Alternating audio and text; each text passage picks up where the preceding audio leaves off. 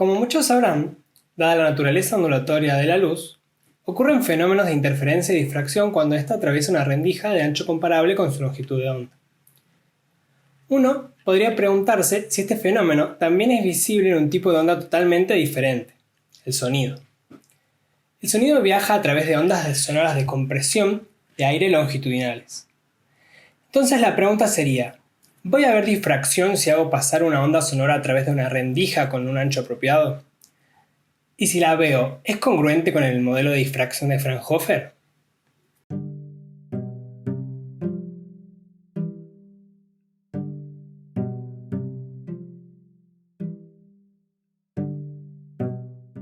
¿Qué tal? Soy Maximiliano Bujaldón y quiero contarles un poco sobre un experimento que realicé, junto con Agustina Pizarro, en Laboratorio 2 del Instituto Balseiro. Lo primero que se hizo fue caracterizar un sistema de ultrasonido.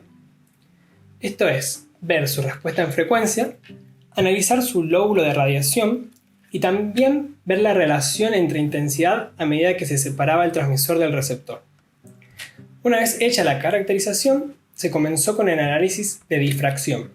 Particularmente se relevaron patrones de intensidad con respecto a la posición y se los comparó con los patrones analíticos provistos por la teoría de difracción de Fraunhofer. El arreglo experimental utilizado, en este caso, consistió en un par transmisor y receptor ultrasónicos. Estos eran piezoeléctricos. Se contó con un generador de señales, al cual se le conectó el transmisor, y de un osciloscopio que se usó para medir la señal que llegaba al receptor. El osciloscopio se lo conectó a una computadora para facilitar la adquisición de datos. Los datos técnicos de los dispositivos se mencionan en la descripción del video. Lo primero que se hizo fue analizar la respuesta en frecuencia del sistema. Se colocó el receptor y el emisor enfrentados. Se configuró el generador de señales a la máxima tensión soportada por el equipo ultrasónico. Con esto se registró la intensidad recibida en función de la frecuencia del emisor.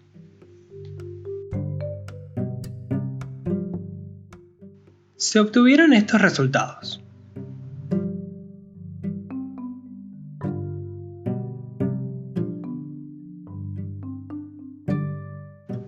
Con esto se encontró la frecuencia que corresponde a la que maximiza la transferencia de energía del sistema.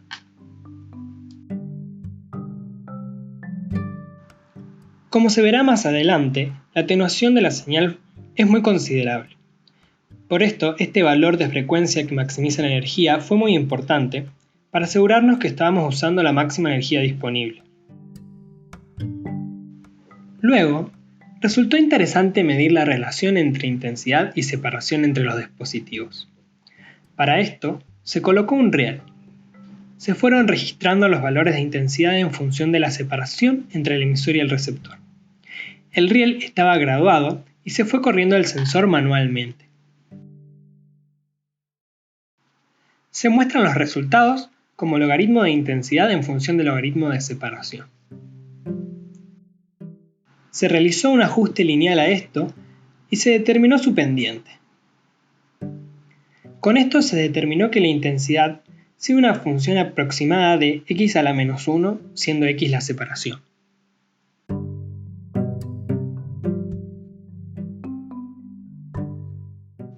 Para terminar la caracterización, se registró el diagrama de radiación del receptor.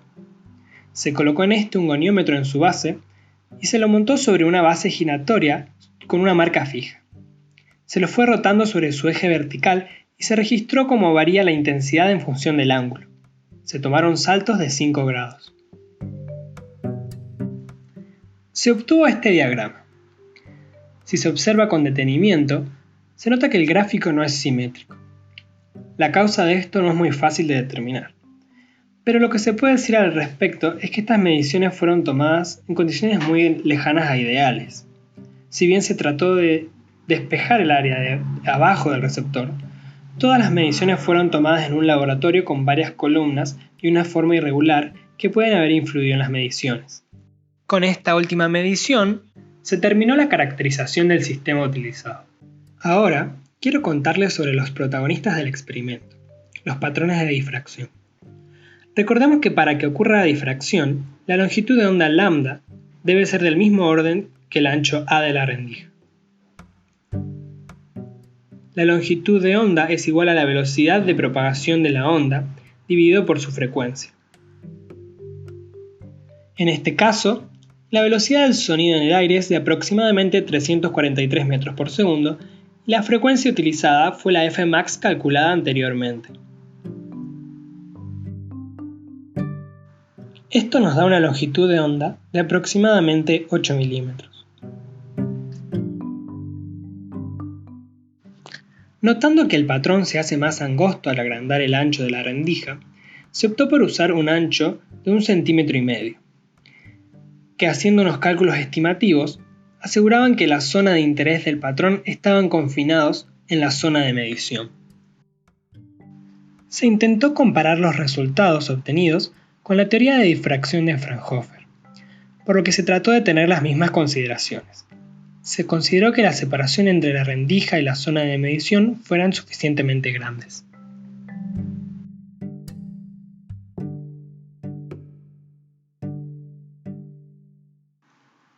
Con respecto al setup, se construyó con cartón una rendija. El tamaño del cartón usado fue tal que asegure que obstruya la onda en los bordes del área de medición. Se usaron 1, 2 y 3 rendijas. La rendija se colocó entre el emisor y el receptor, como se puede ver, y se fue registrando la intensidad al mover el receptor. El primer patrón analizado fue con una rendija. Se muestran los datos obtenidos.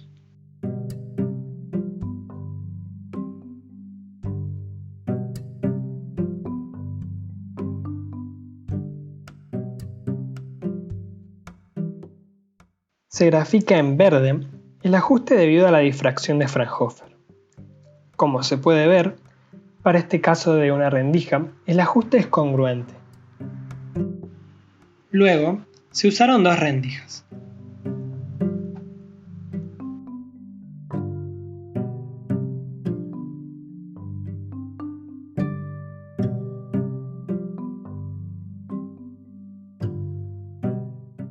Se ajustó el modelo y se pueden apreciar 2 cosas.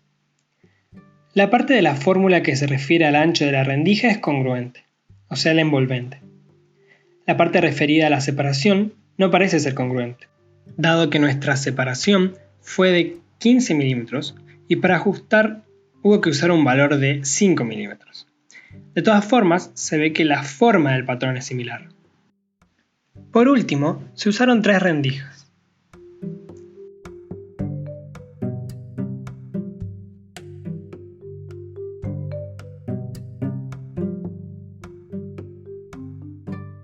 En este caso, se ve que el patrón tiene un mínimo en 0. Esto no parece coincidir con el modelo utilizado. Una razón que se me ocurre es que el pico es tan fino que la separación con la que tomamos los datos no fue suficiente para capturarlo. Aplicar el modelo en este caso se torna más complicado. De nuevo parece coincidir la parte referida al ancho y no la referida a la separación de las rendijas.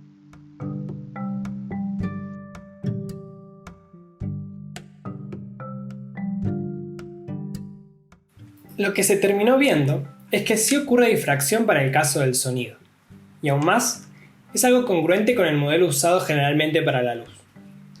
Se vio que el análisis del ancho de la rendija se pudo modelar de forma muy fiel, aunque el referido a la separación de las rendijas no tanto. De todas formas, al manipular un poco los parámetros se vio que la forma de los patrones en general era correspondida. Tengo unas recomendaciones para aquel que quiera repetir el experimento luego. La primera es tratar de hacer las mediciones en el exterior para evitar todos los rebotes en la habitación. Y la segunda es implementar un sistema con un motor, por ejemplo, para poder tomar las mediciones con un paso mucho menor y también poder controlar la separación mejor. Estas consideraciones mejorarían los resultados del experimento.